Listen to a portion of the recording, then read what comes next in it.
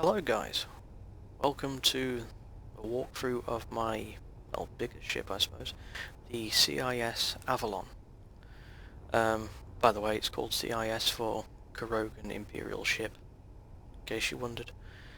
We'll take you a quick tour around the outside and then we'll have a look what's inside and any thoughts I might have along the way.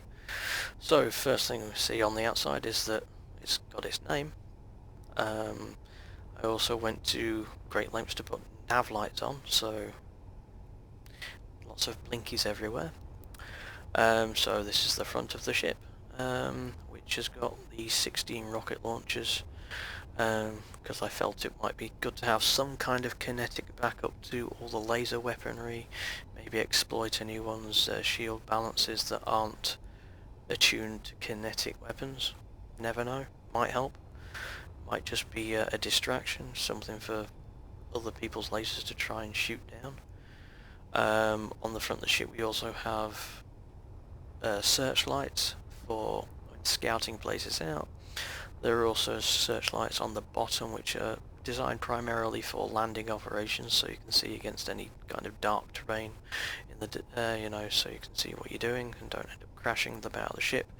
Because as you see, the landing legs on the front of the ship are flush with the hull of the ship, which is reinforced with heavy armour, but still, you want a level and delicate landing as you possibly can get. Under these small wings, which, yeah, I took inspiration from the Daedalus class in Stargate, is some light fixed lasers.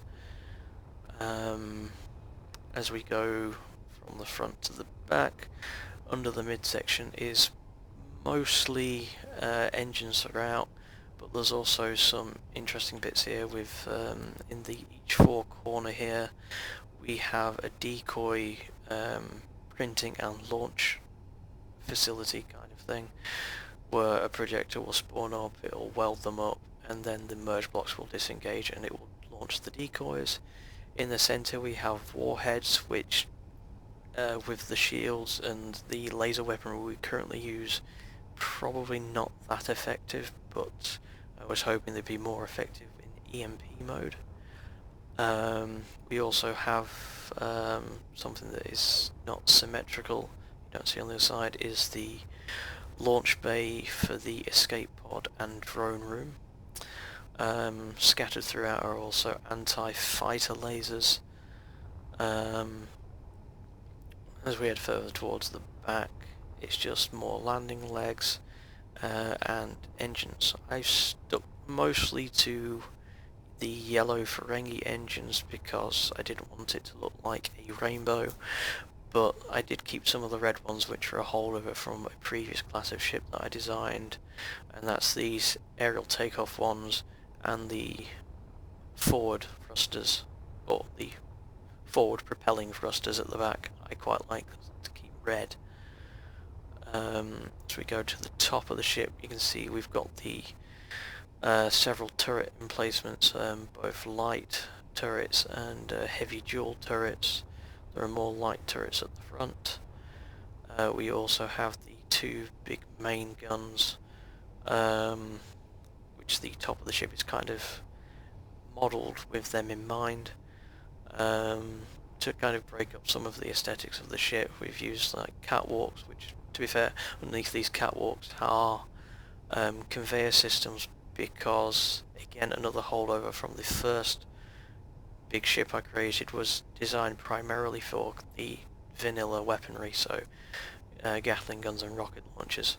I decided to keep adding them in newer versions of ships in case we went back to a time where we didn't use these mods, and then I could easily retrograde the ship to use them again. We have a spare docking connector and merge block connector on the top of the ship for any kind of larger ships that can't fit in the hangar bay to land, and also take advantage of this ship being a mobile base, so it can deposit, like a mining ship deposit its ore to be refined here. Also made a slightly more interesting sensor array. Obviously the sensor at the back there is the only actual antenna, but I decided to make it look a bit more interesting by making my own from interior pillars and wheels with a couple of lights on the end just to break it up, make it look a bit more interesting. Same reason with these steps and the reinforced blast door parts, just to kind of break up the design a bit more and not make it look as brick-like.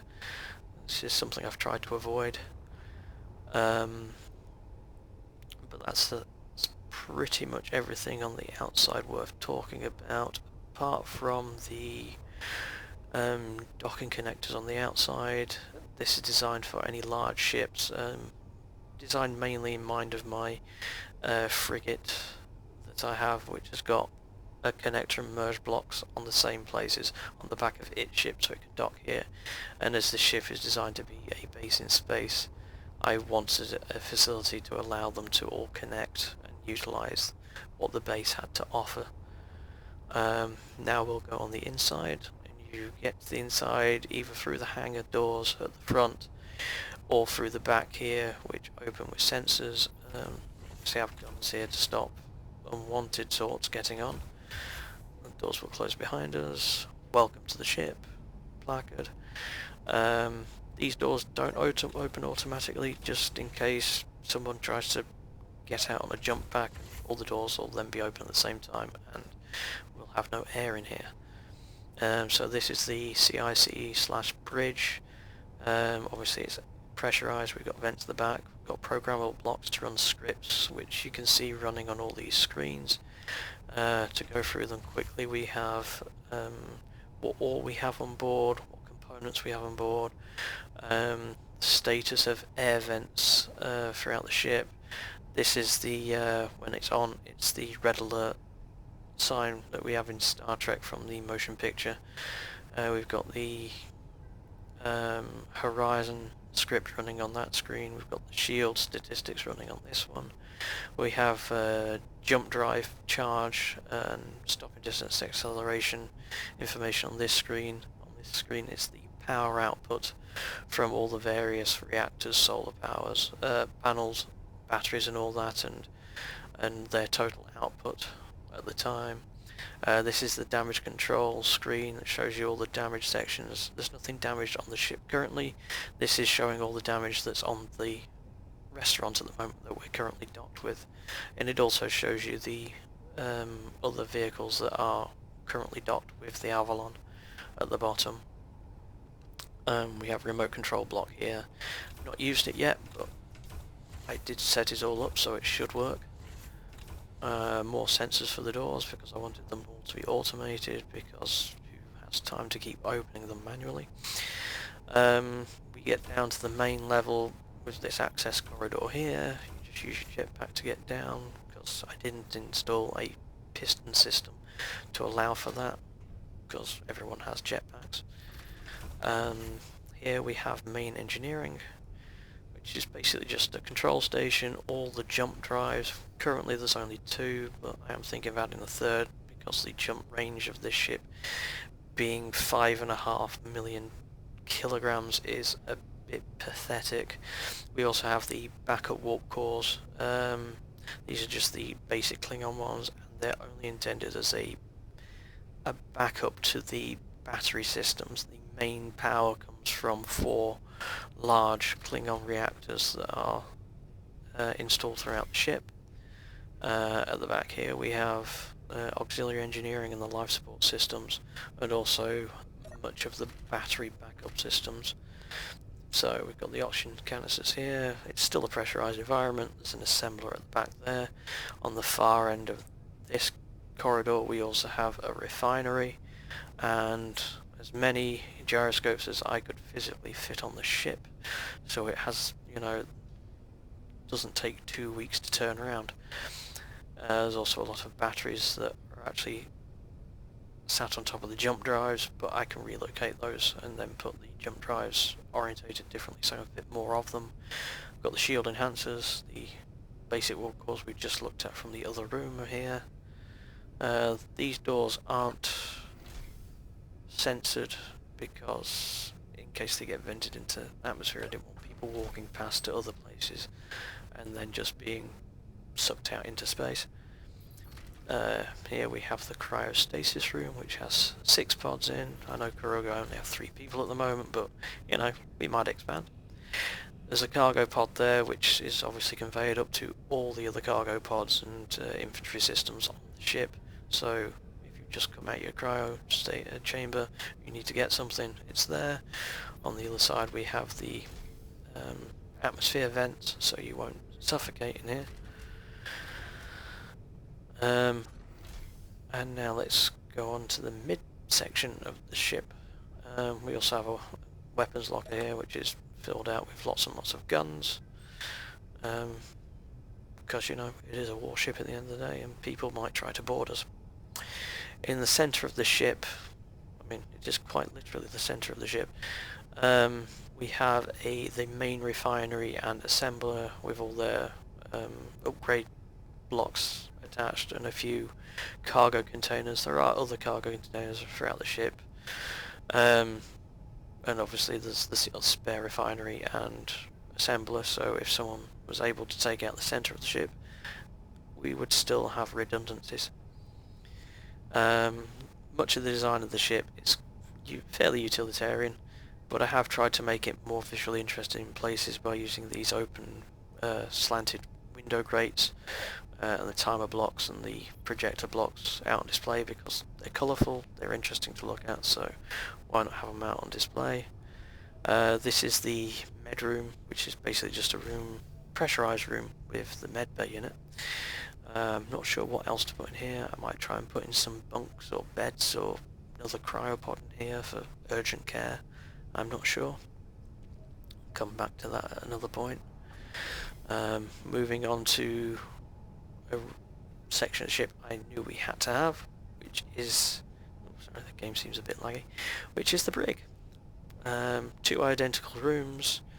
We take care of our prisoners in Kuroga, and as you can see, we do furnish you with the best of oxygen, along with a bunk to sleep in. I know it's only a turned over corridor, but I don't have any of the DLC packs that have beds and stuff, so that's about it. And then they're controlled from the outside, so they can be opened and closed, and then they can also be turned off so they can't be opened and closed by the person inside, because that would be a terrible design for a brig if they could just walk out.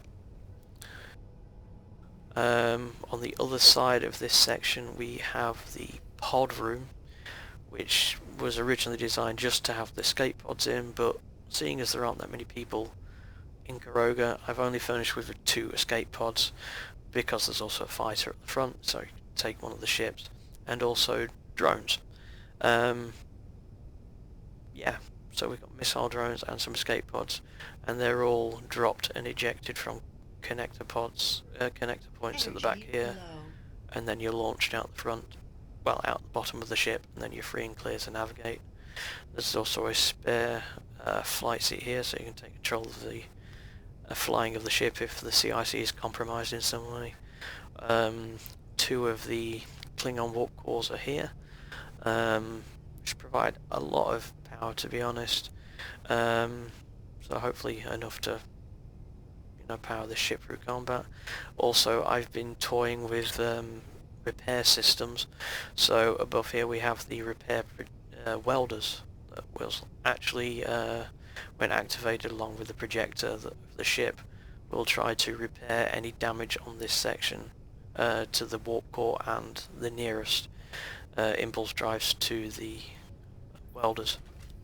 Not sure how effective that is. It is still a work in progress with that, but we'll see. I'm sure it'll get better with time.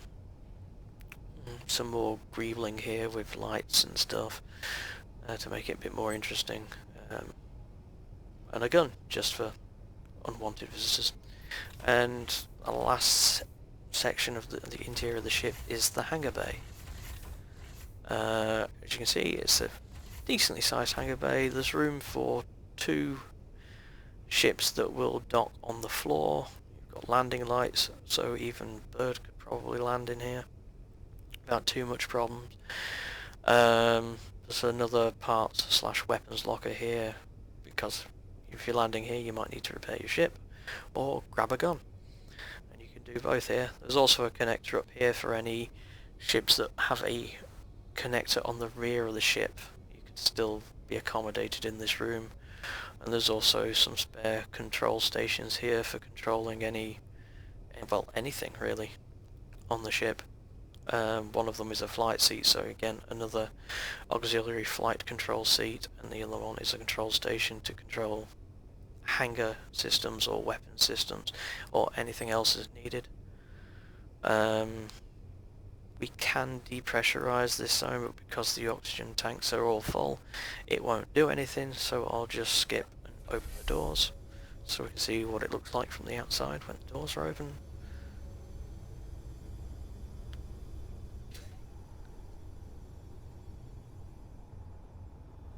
And yeah, that's the Avalon. It took me 5 days to design and build, and I'm pretty proud of it, considering I've only been playing the game for less than 2 months. I'm quite happy with what I've built so far. So, thanks for watching.